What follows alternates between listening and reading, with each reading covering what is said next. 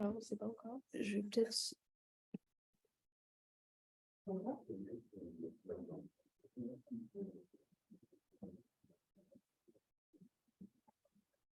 Bonjour à tous, donc bienvenue pour ce nouveau séminaire.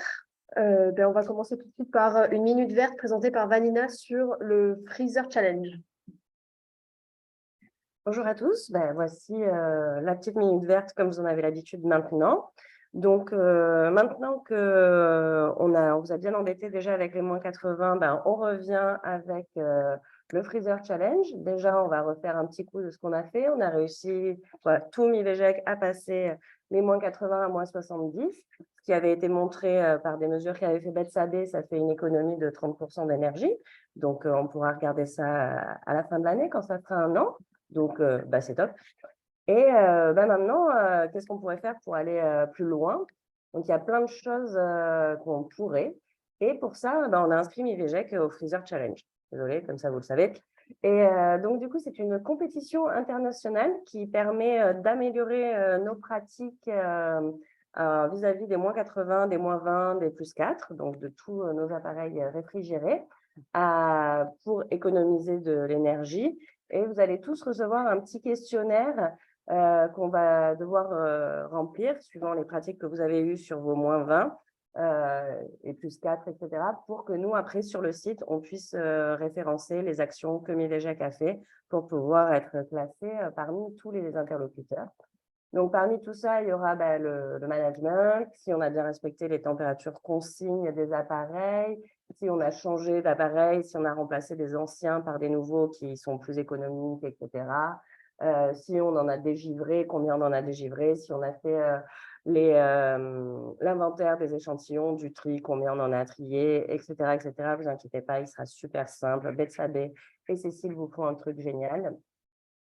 Pourquoi participer? Parce que c'est quelque chose qui existe depuis 2017 et au fur et à mesure, il y a de plus en plus de labos qui participent. Donc, on a ce qui fait 9,5 millions de kilowatts économisés et représente 1300 foyers, l'électricité de 1300 foyers. Donc, on pense que c'est en société occidentale. Désolée, on n'a pas eu plus de détails là-dessus. Donc, c'est quand même un bon truc. Ça serait bien que nous aussi, on s'y mette. Et pour une petite vision des pays qui ont déjà participé, c'est principalement des pays occidentaux. Et le petit graphique en vert foncé, ça représente les labos publics. Donc, c'est principalement des labos publics qui participent au Freezer Challenge. En vert clair, les labos privés et en bleu, les hôpitaux. Donc voilà. Et cette année, il y a MIVEGEC aussi. Voilà.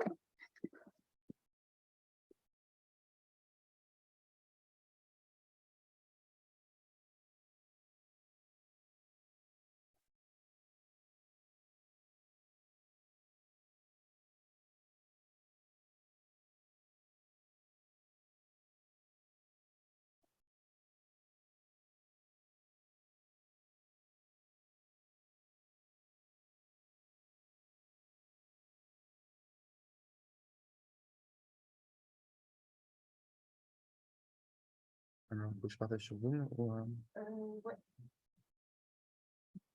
je ne peux pas. Ah, bah.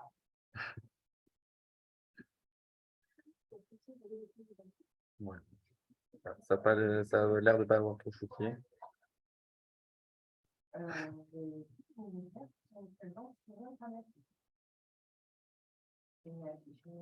Donc pour ceux qui voulaient voir la présentation d'Anina, il suffit d'aller sur l'intranet, c'est Alice.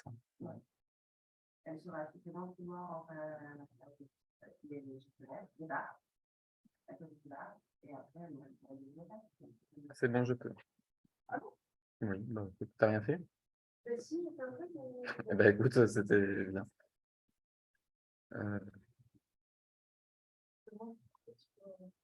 Par contre, je sais pas si je fais ça, je sais pas s'ils vont pas voir mon. C'est bon en Zoom? Parce que j'essaye. C'est bon? Vous avez le bon.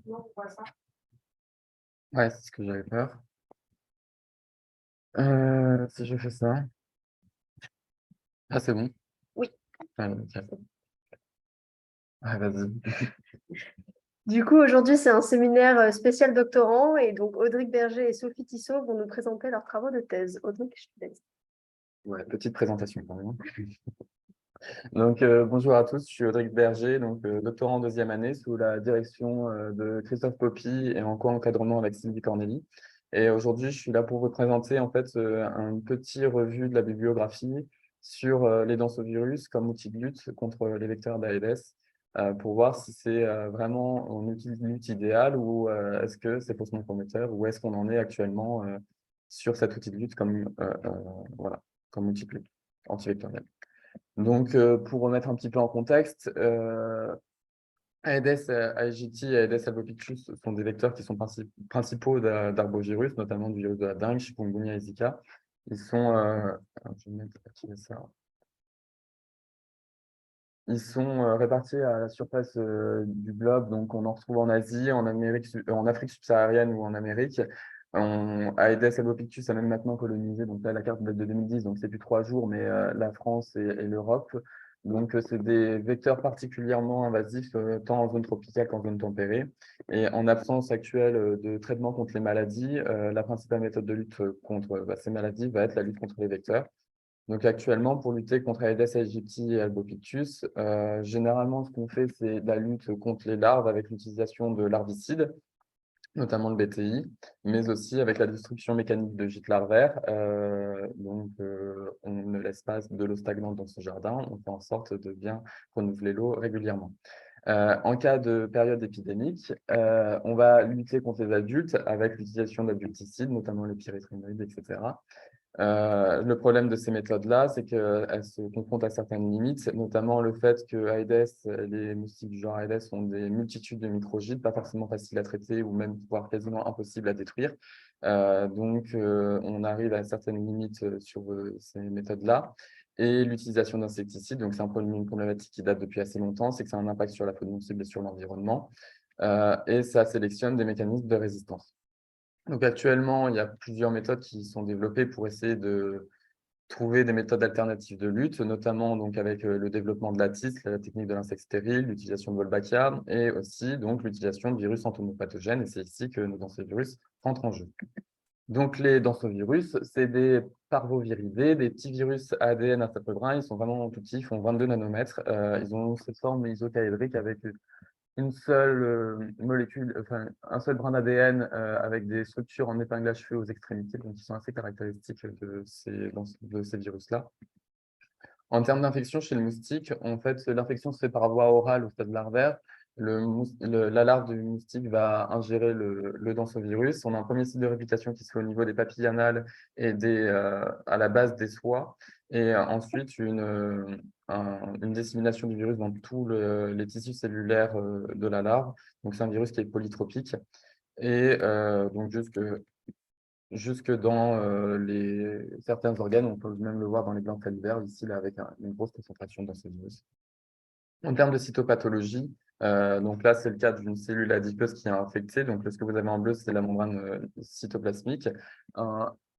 Juste à l'intérieur, en pointillé, donc ça, c'est la membrane nucléaire. En fait, le densovirus va rentrer dans le noyau de la cellule, va se répliquer. Donc, c'est pour ça qu'on appelle ça densonucléus. Donc, c'est pour un noyau dense. Et donc, ça va jusqu'à faire éclater la membrane nucléaire et donc provoquer la mort de la cellule et la mort de l'individu.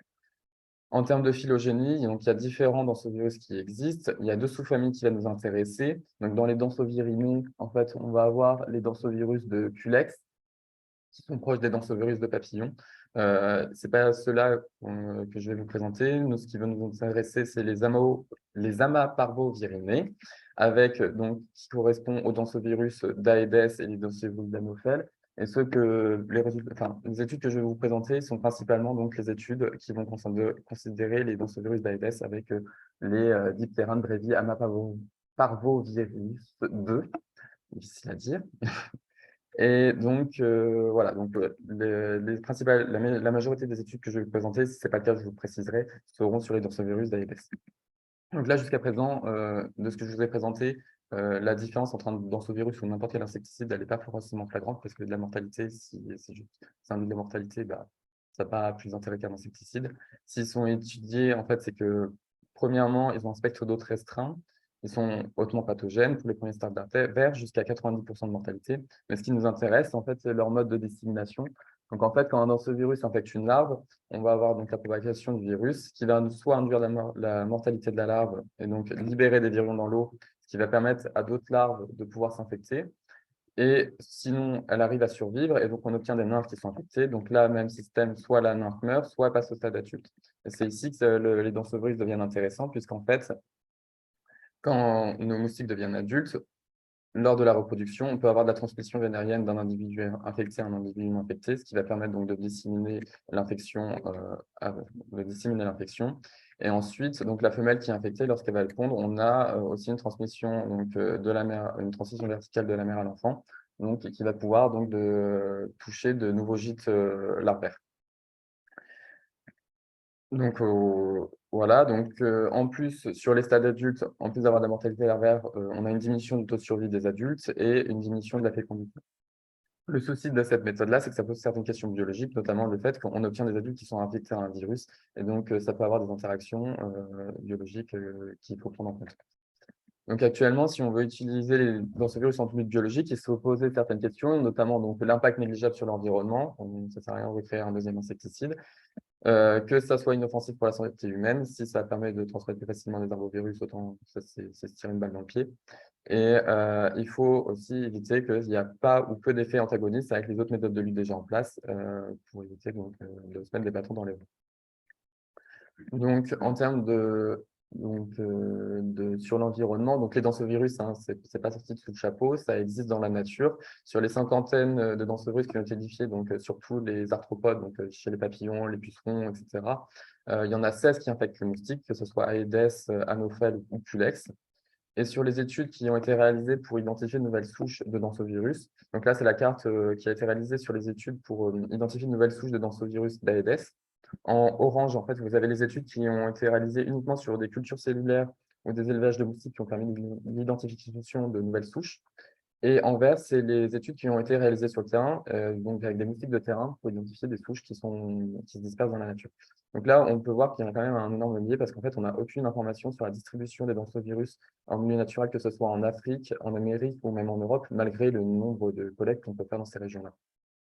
Donc actuellement, donc, on n'a aucune information sur cette distribution-là et ça pose certaines questions si on veut pouvoir l'utiliser en lutte biologique sur déjà qu'est-ce qui se passe dans la nature avec ces virus-là.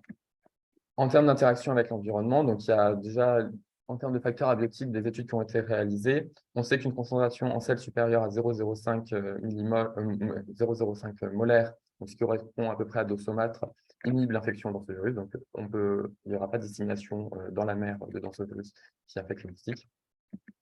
Et que donc, ils vont être infectieux entre 20 et 30 degrés, donc ce qui correspond à peu près aux périodes d'activité des moustiques. Donc, jusque-là, c'est plutôt bon signe.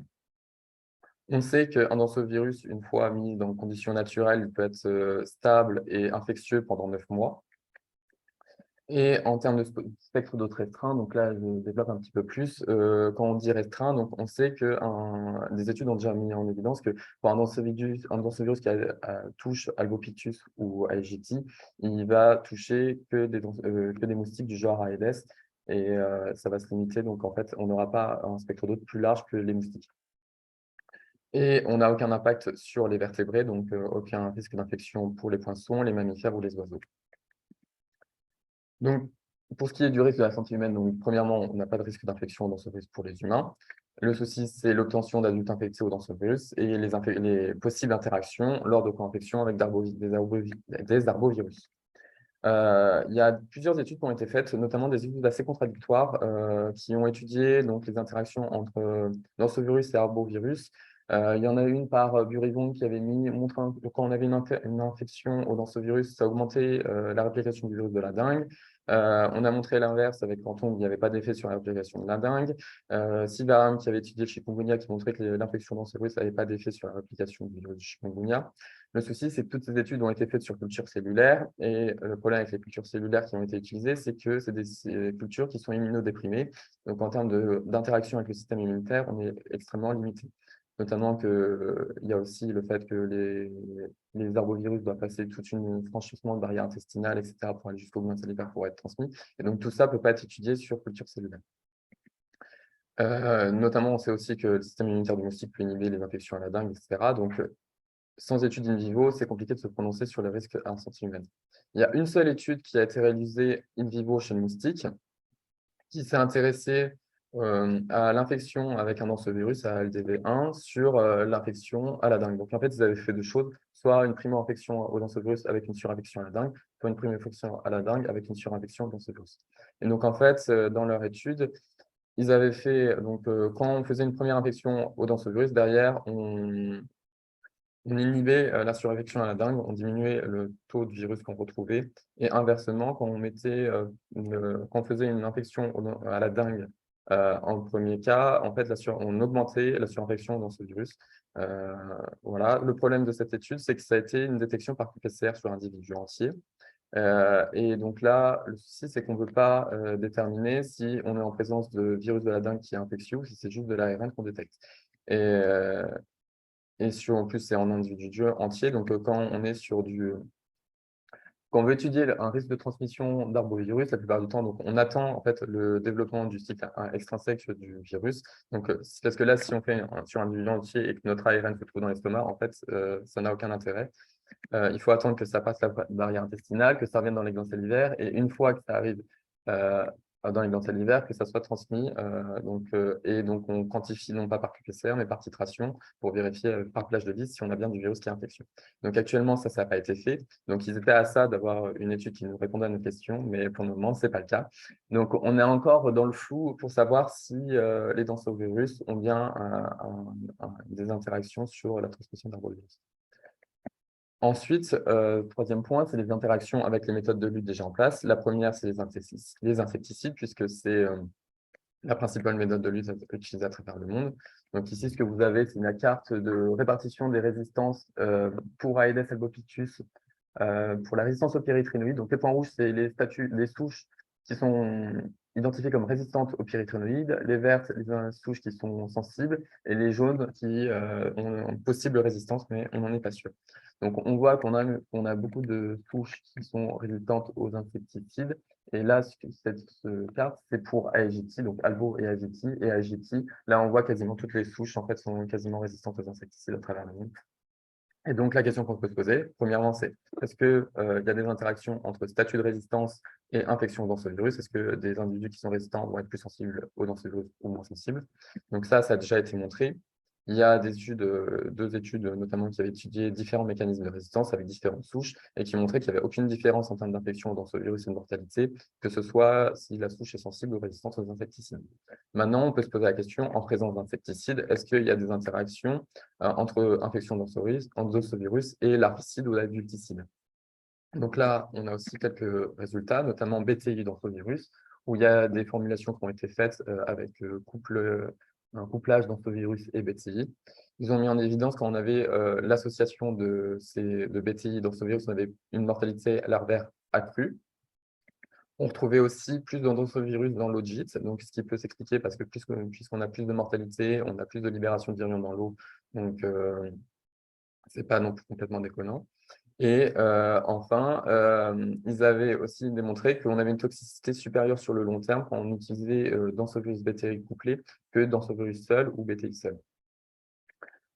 Il y a une autre étude qui a été réalisée, là c'est sur Anophel, mais c'est assez intéressant parce qu'en fait ils sont partis du postulat on sait que l'insecticide a un effet létal augmenté lorsque les cellules sont sous état de stress et qu'il y a du calcium intracellulaire qui est augmenté.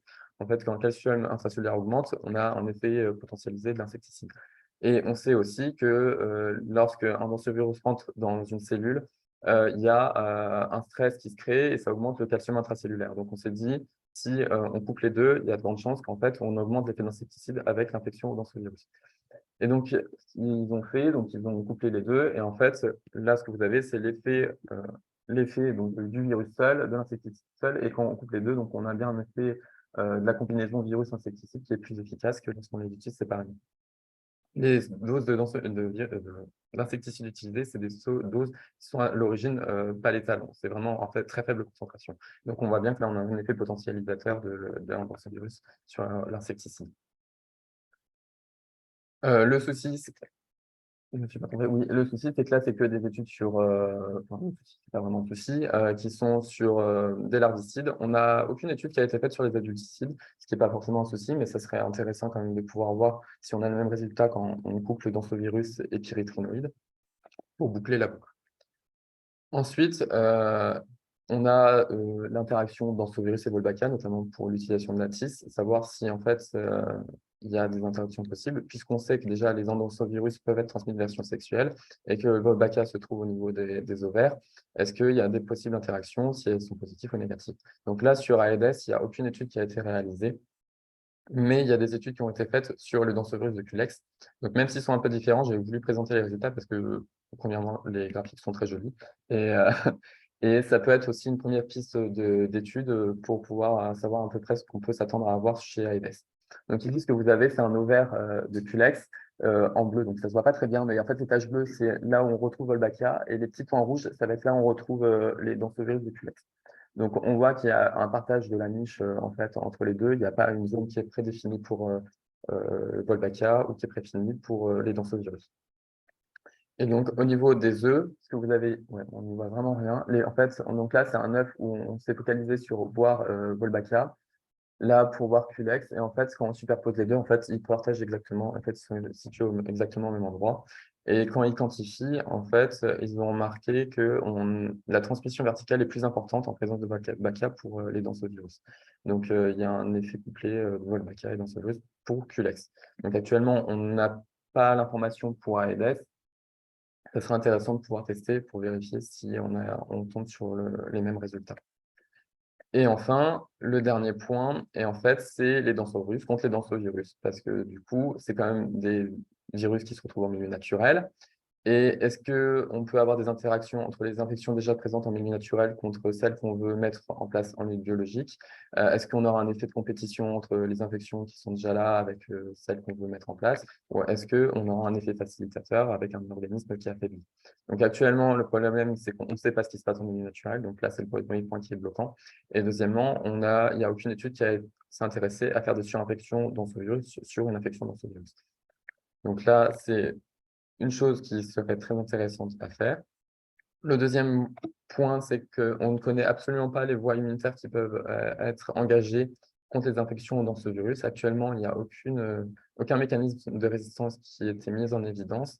Le souci, c'est que ça peut arriver si on utilise, à force d'utiliser cette méthode de lutte. Donc, ça serait intéressant aussi de pouvoir savoir quelles sont les voies qui vont être engagées, quel est le risque que ça arrive, etc.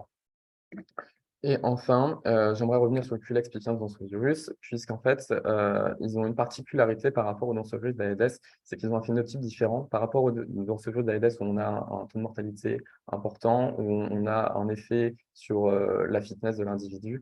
Le dansovirus de QLEX qui est étudié, c'est une infection qui est persistante, il n'y a pas de mortalité, il se maintient dans les colonies, et en fait, donc, il a un phénotype très différent de de ce qu'on peut voir chez Aedes.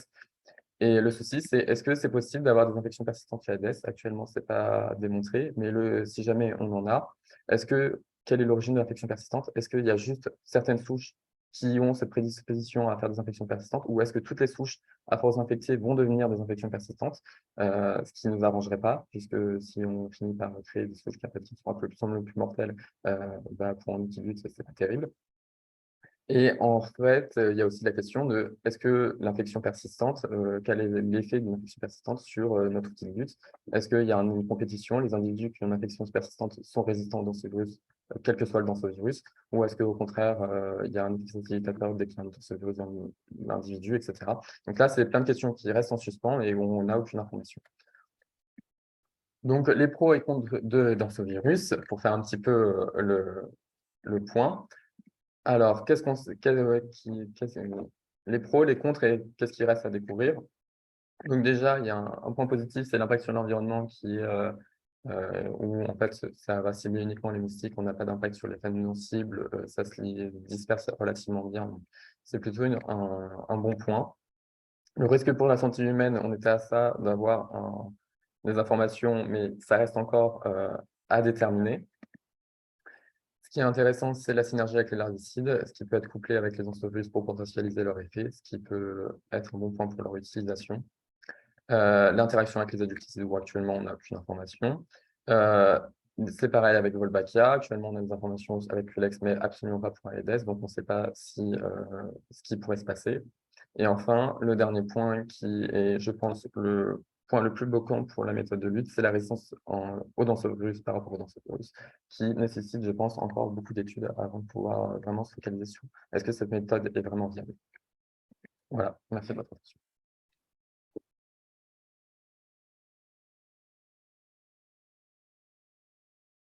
Des questions? Oui, Oui, top.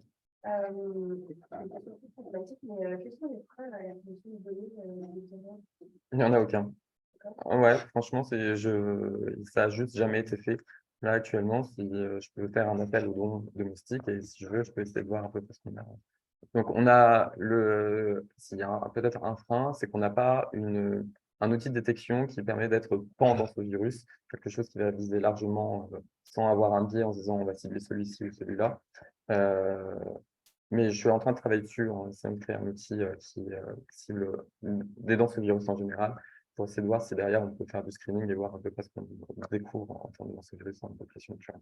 Mais en soi, il y a pas de gros frein. Il faut juste s'y pencher et s'y mettre sérieusement. Et en fait, ça peut se faire assez facilement. Ouais. Ouais. Ouais. Ouais.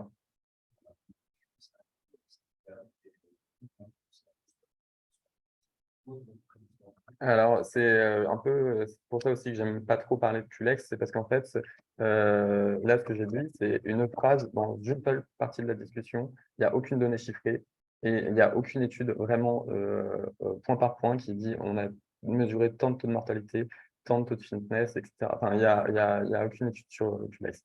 Mais étant donné que j'ai vu la carte de distribution des densovirus de Culex, c'est distribué mondialement. Et en fait, dès qu'on essaie de trouver du densovirus dans une touche de Culex, on est quasiment sûr d'en trouver.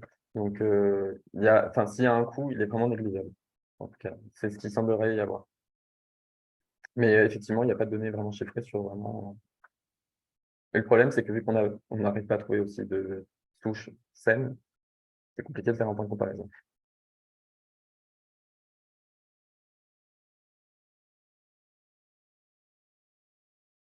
D'autres questions? Bon, ouais. Ah bon.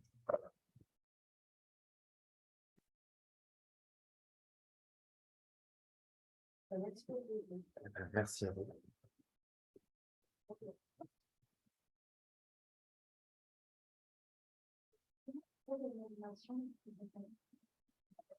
Bah, animation dans PowerPoint, tu peux lui rajouter des animations les uns après les autres.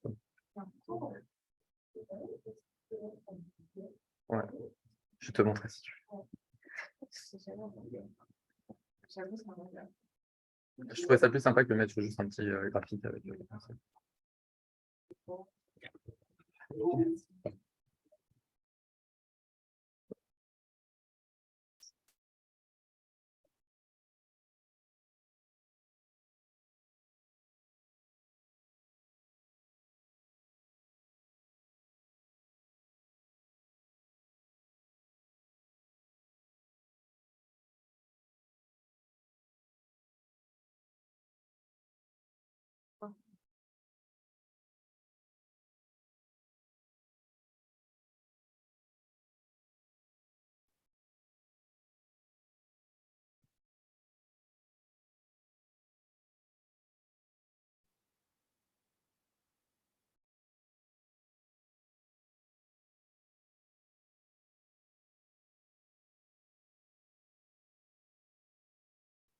On voit quoi sur le Zoom?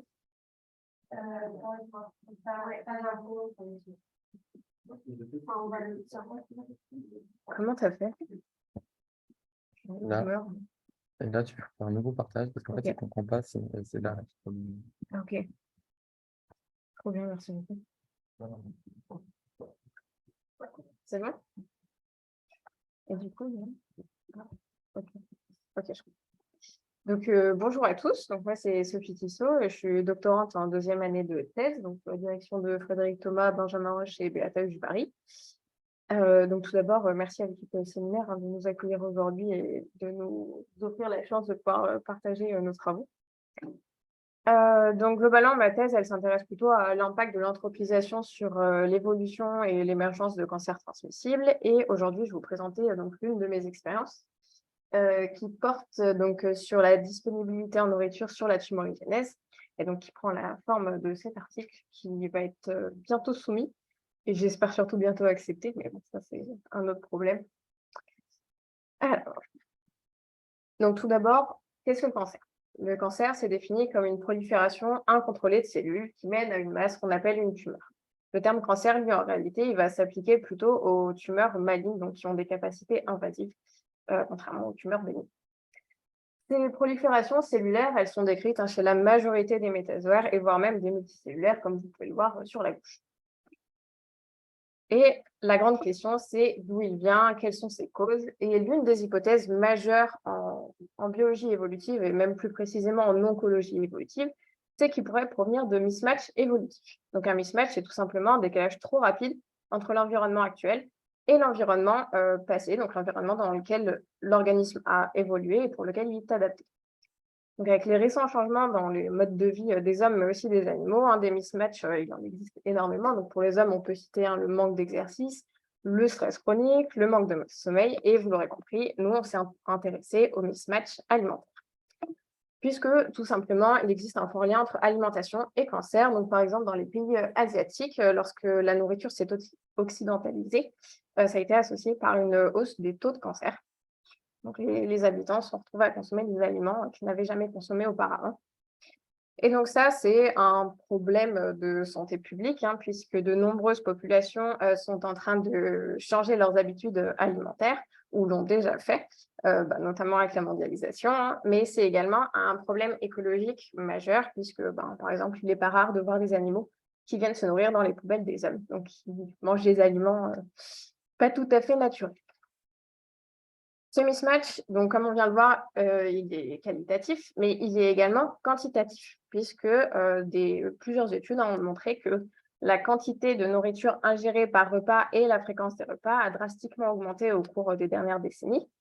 Et ça implique donc des problèmes de santé dont font malheureusement partie les cancers.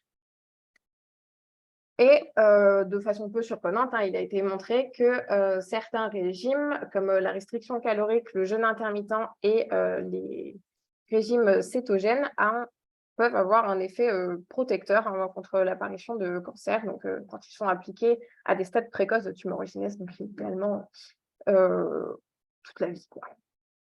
Et ça, c'est quelque chose qui est donc très bien documenté chez l'homme, mais également chez les rongeurs, donc sur les modèles assez classiques.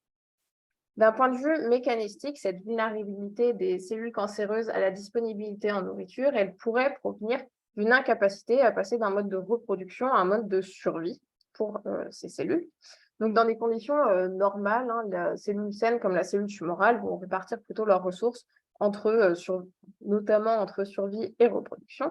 Mais lorsque les conditions vont se dégrader, donc par exemple quand elles sont soumises à un stress alimentaire, la cellule saine va réallouer ses ressources pour favoriser sa survie et survivre au stress. La cellule tumorale, elle en semble incapable. Donc, elle va continuer de proliférer et elle risque de devenir susceptible aux dommages que peuvent induire le stress.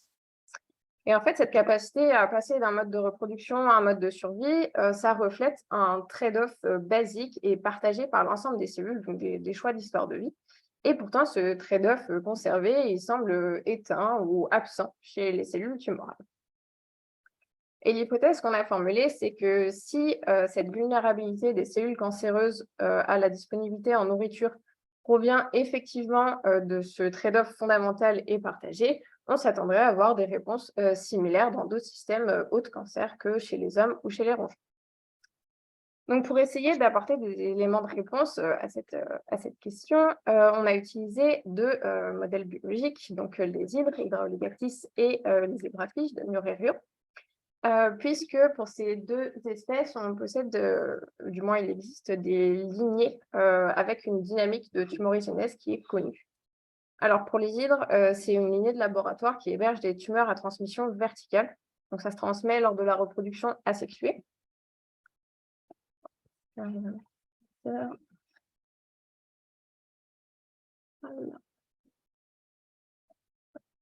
Donc, globalement, quand une hydre tumorale va produire un bourgeon, donc l'hydre tumorale, on la reconnaît parce qu'elle a des masses au niveau de l'abdomen et son nombre de tentacules est assez élevé, donc il est souvent supérieur à 8, alors qu'il reste en dessous de 7 pour les selles. Lorsque cette hydre va bourgeonner, le bourgeon va se détacher, il va avoir l'air sain, donc il va avoir un corps longiligne et 6 à 7 tentacules, durant à peu près 4 semaines. Et à l'issue de ces 4 semaines, il va commencer donc à développer des tumeurs, donc il va hériter les tumeurs de son parent, et son nombre de tentacules va s'accroître. Pour les zébrafiches, donc c'est une lignée qui est génétiquement modifiée et qui va spontanément développer des névis. Donc les névis, c'est ce que vous pouvez voir sur la photo en haut à gauche, c'est des anomalies de pigmentation donc, qui correspondent à des lésions prémalignes. Et dans la majorité des cas, donc à peu près estimé à quasiment 100%, une fois les névis développés, les poissons développent des tumeurs. Donc, c'est des tumeurs de la peau, des mélanomes, ce que vous pouvez voir sur la photo du bas.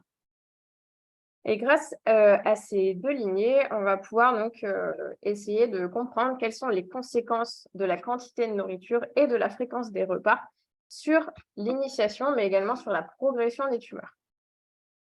Et en plus de ça, on a eu la chance de pouvoir utiliser des hydres de terrain, donc on va chercher directement dans la nature, et qui, on le sait, montrent une certaine propension à développer des tumeurs une fois ramenées au laboratoire, et sur lesquels on a pu tester l'hypothèse que passer à un régime très riche et très fréquent, ça serait suffisant pour promouvoir l'apparition de tumeurs et également leur croissance.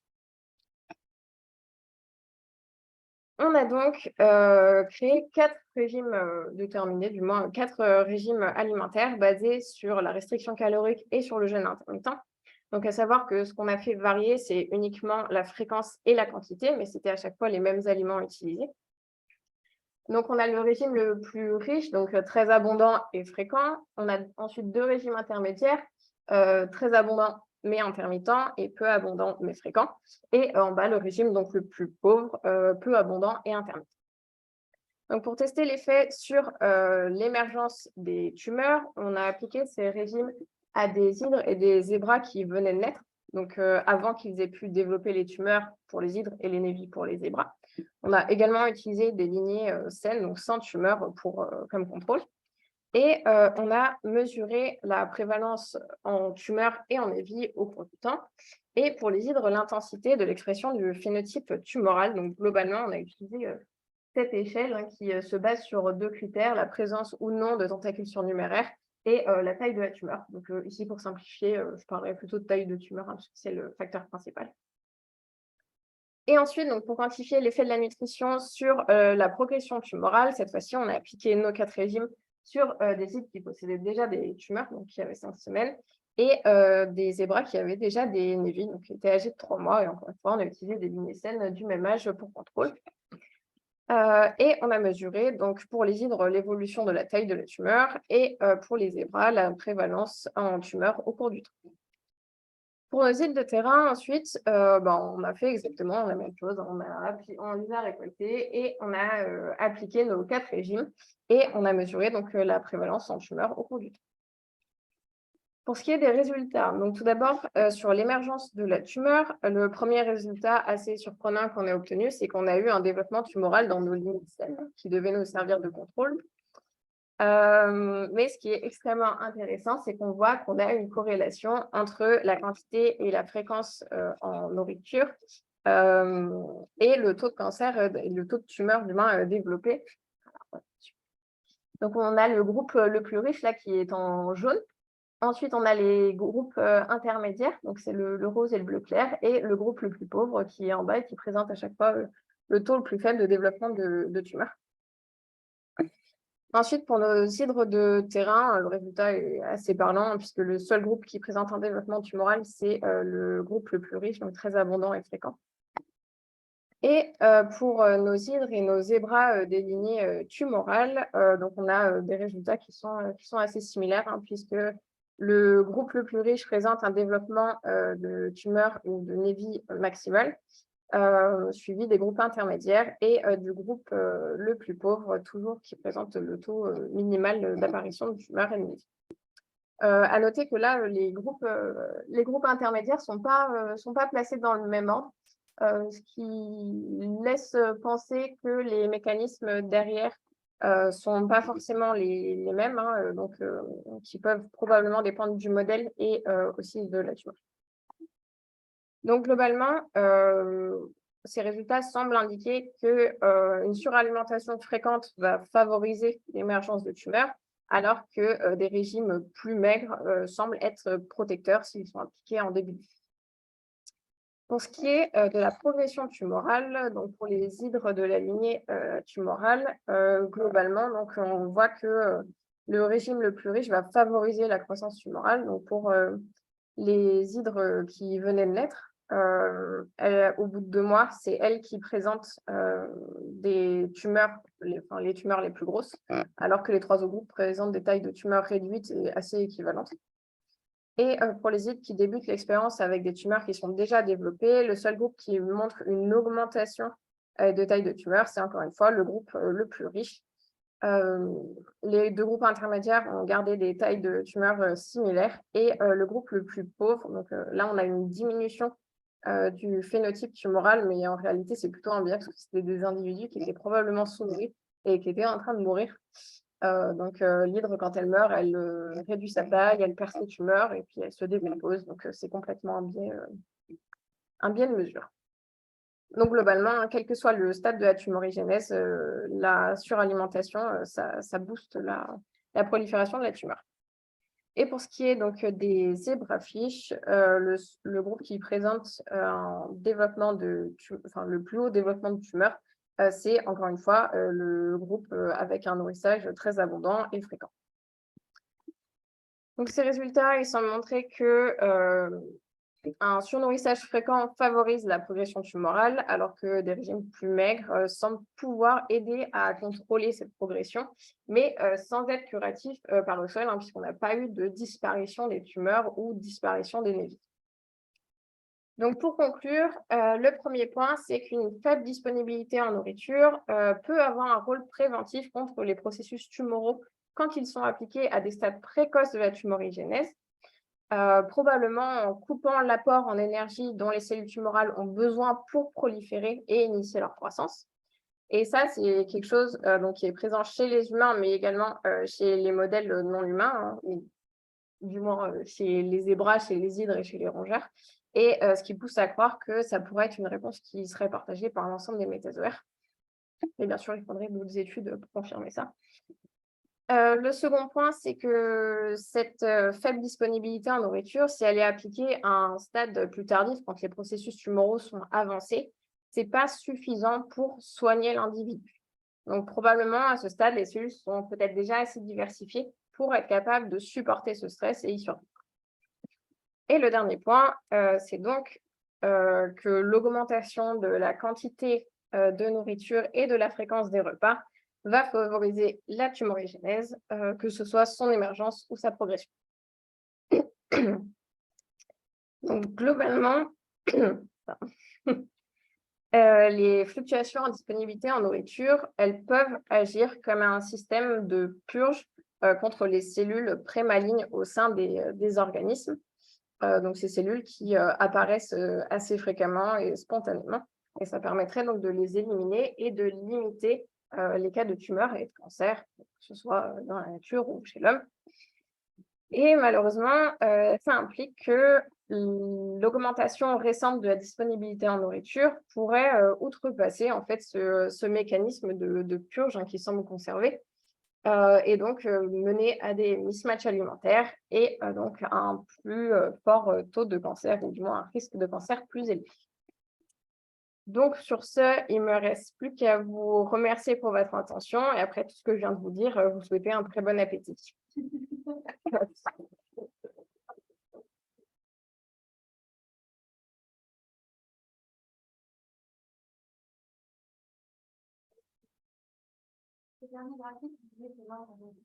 Ouais.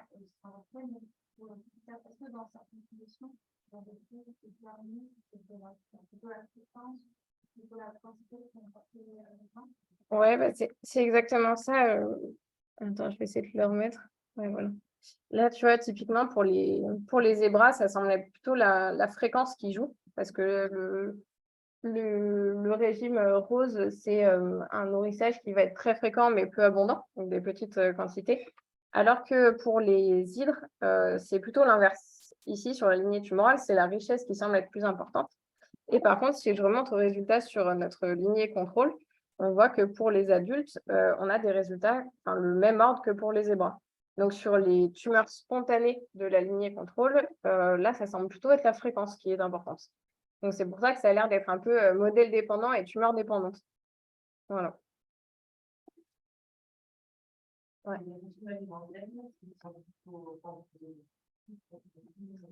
Alors, c'est des nourritures qui sont classiquement utilisées pour les élevages. Donc, pour les zébras, c'était de la nourriture sèche et des artémies en enrichissement, parce que c'est des vertébrés, éthiquement, il faut les aider à aller mieux, quoi. Bon, alors que des tumeurs, bon, c'est pas grave. Mais ouais, c'était tout. En fait, c'est leurs besoins classiques. On n'a pas créé de carence, on a pris exactement ce dont ils avaient besoin. Donc, ça a été fait par donc on l'a pas fait ici, hein, ça a été fait par la société Azélide, qui ont toutes les normes et tous les droits de le faire. Donc, ils connaissent très bien leur sujet. Et pour les hydres, donc nous, on utilise systématiquement des artémies pour les nourrir. Et donc, c'est la seule nourriture qu'on a utilisée ici. Donc, bon, c'est principalement des protéines, hein, pour le coup. Voilà.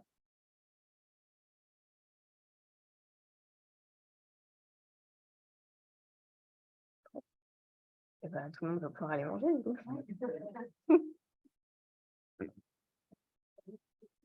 Et puis, merci à vous.